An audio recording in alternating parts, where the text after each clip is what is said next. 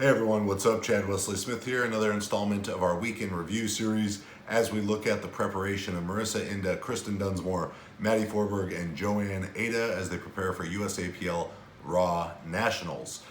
This week, all of the women were in a deload to some varying degree. Joanne only had about a half a week deload because of taking about a half a week deload earlier in the training cycle due to a little bit of an illness. So we'll look at the different styles of deloading that they use based on the fatigue they've generated, which is largely connected to experience, strength, age.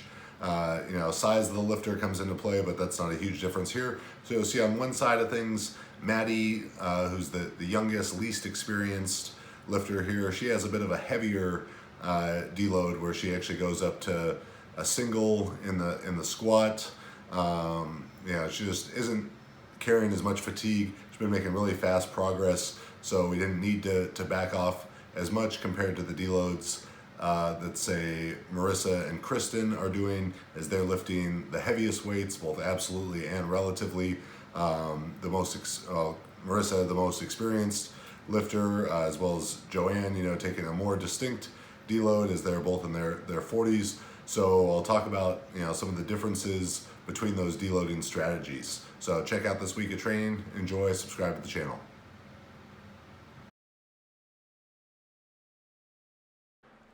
All right, so we're leading off with some of Joanne's work. As I mentioned in the intro, she kind of had a half a week of hard training, then half a week of deload because we had a bit of an unplanned but necessary deload earlier in this training cycle due to some illness that she was dealing with. Here you can see Joanne continuing her work with the tempo squats, slow eccentric squats, great way to ingrain technique patterns if you're trying to make technical changes.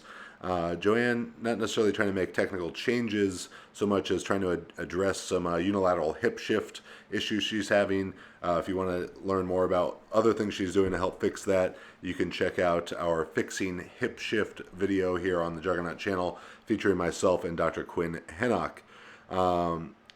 Joanne, with her weightlifting background, also was a very rebound-reliant squatter, so those slow eccentrics have helped her kind of help learn to grind through the weights more. Here you see Maddy Forberg on a deload, but again, as she's less experienced, doesn't have as much fatigue built up, she's able to handle a little bit heavier weight. So just because she's been doing higher reps, 5 reps was the lowest she's done at this point, just wanted to get her in touch with a little bit of heavier weights. Here's Marisa going through her deload work. Again, we abandoned our idea of trying to widen the stance out. Again, it's just very difficult to make that type of technical change with a lifter who's so advanced, particularly in a bit of a compressed time frame with a pending important meet. So maybe depending on what we do meet-wise after nationals, it'll be a chance to try again, or maybe that's just the stance we're always going with. Here's Joanne taking a solid single, 77.5 in the bench.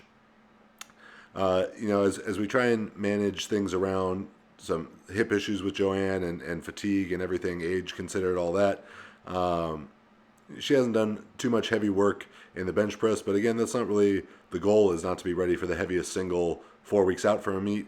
It's to build up a reserve of volume.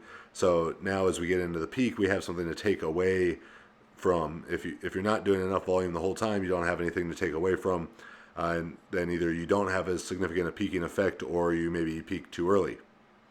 All the other ladies, Kristen, Maddy, and Marisa, doing 80 kilos here, all across the board, coincidentally, for their deload work. Kristen staying with the feet up on the bench, just to give her hips and low back a break. Here's Marisa banging out some pull-ups, famous pull-up dancer. You may know her from the Ellen DeGeneres show. Just wanted to give you a peek into the accessory work that she's doing. And isometric hold at the top, great way, especially if you struggle with not being able to do a lot of pull-ups. That's a great way to build up your ability in pull-ups. Moving on to Wednesday, continuing our theme with Joanne from the previous weeks, alternating between sumo from blocks with paired with conventional from the floor, or vice versa. Joanne's very strong off the blocks. You know, a small increase in block height can be a big change for the sumo deadlifter and how upright they can get. If you're struggling to learn your sumo position, I'd suggest you start on a block height that allows you to get in the position you want, as far as, you know, knees open, torso upright, hips over the bar, and then, you know, decrease that block height week by week, every other week, as you're able to recreate those same positions as you get closer and closer to the floor and build up the necessary mobility. Here's Maddy working on her conventional deadlifting. You know, deload weights. She did 140, 308 pounds for a double, almost a triple last week, and they both move. All three, even the one she missed, moved very fast off the floor, but came to this kind of screeching halt at lockout, which in part was because the bar's getting hung up on her quads, and, you know, a little bit of baby powder can fix that. But it's also because she's has very short arms, and it was rounding a little bit, having her hips tuck under her a little bit off the floor, which is actually, while it's happening at the floor, it's actually negatively affecting the lockout, because it caused the hips to be rotated through to the finish too early. This is a similar type of problem that I have in the deadlift, actually. So we're really working on flattening out her low back in the start, really cueing her to arch hard, but it ends up being flat. Here's Kristen working with 145 kilos, 319 pounds. Still been working a bit around some glute problems, but squats moving along well. You know, practicing very, very good depth here, as last week we weren't ecstatic with the depth on our 170 triple. On this next clip for Marisa, she actually goes a bit heavier than the previous squat day, and this is just to make sure as she comes into the peak that she doesn't feel too shocked by the weights. So she did, I think, 4 doubles with that 275. Now with Maddy moving into the peak, normally the second squat day has been pauses. We kept it at pauses here, but as she transitions into the peaking training, it will no longer be pause work. It'll switch to just all competition style squatting for her to really ingrain that movement pattern of the competition exercise.